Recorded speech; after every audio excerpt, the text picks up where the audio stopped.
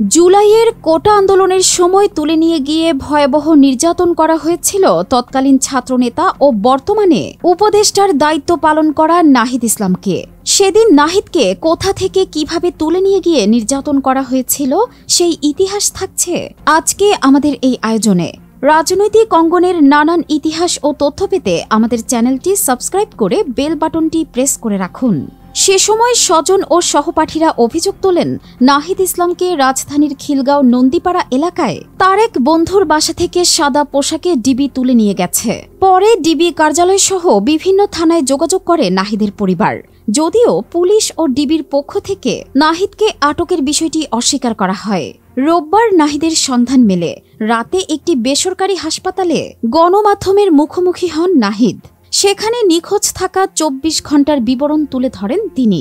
আটকের সময়ের ঘটনার বিবরণ দিয়ে নাহিদ বলেন, আমি এক বন্ধুর বাসায় গিয়েছিলাম। পরে কারফিউর কারণে আর রাতে ফিরতে পারিনি। সেখানেই দিবাগত রাত ২টা থেকে ৩টার দিকে আমি বুঝতে পারি পুলিশ বা ডিবি পুলিশ পরিচয়ে একদল লোক বাসার তালা ভেঙে ভেতরে প্রবেশ করেছে। আমি তখন ছাদে চলে যাই। পরে ছাদে দুজন লোক এসে আমার নাম পরিচয় জানতে চায় এবং আমাকে নিচে যেতে বলে।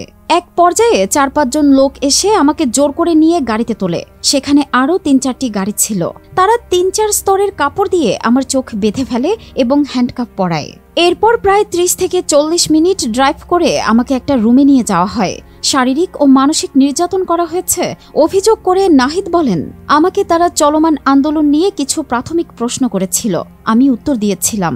প্রশ্নের উত্তর তাদের কাছে সন্তোষজনক মনে না হওয়ায় তারা আমাকে শারীরিক ও মানসিক নির্যাতন শুরু করে। মারধরের এক পর্যায়ে আমি জ্ঞান হারাই। এরপর আর কিছু মনে নেই। সকালে আনুমানিক 4:30 থেকে 5টার দিকে আমার জ্ঞান ফিরলে আমি নিজেকে একটি ব্রিজের পাশে দেখতে পাই। কিছু দূর হাঁটার পর বুঝতে পারি এটা জলশিরি পূর্বাচল এলাকা। এরপর সকালের আলো ফুটলে একটি সিএনজি অটোরিকশা নিয়ে ফিরে আসি। নাহিদ বলেন, যারা আমাকে নিয়ে গিয়েছিল তাদের পরিচয় নিশ্চিত হতে পারিনি। তবে আমাকে যখন নেওয়া হয় তখন পুলিশ ও বিজিবির গাড়ি দেখেছিলাম। এছাড়া পরে ওই এলাকার লোকজনের সঙ্গে কথা বলে জেনেছিলাম যে সেখানে পুলিশ, র্যাব, বিজিবি সহ বেশ কয়েকটি সংস্থার গাড়ি এসেছিল এবং ৫০ থেকে ৬০ জনের একটি টিম ছিল। এছাড়া আমাকে নিয়ে যাওয়ার পরও ওই এলাকায় পুলিশ সারারাত টহল দিয়েছে। সার্বিক বিষয় বিবেচনা করে আমার মনে হয়েছে রাষ্ট্রীয় কোনো বাহিনীর লোকেরাই আমাকে তুলে এনেছে।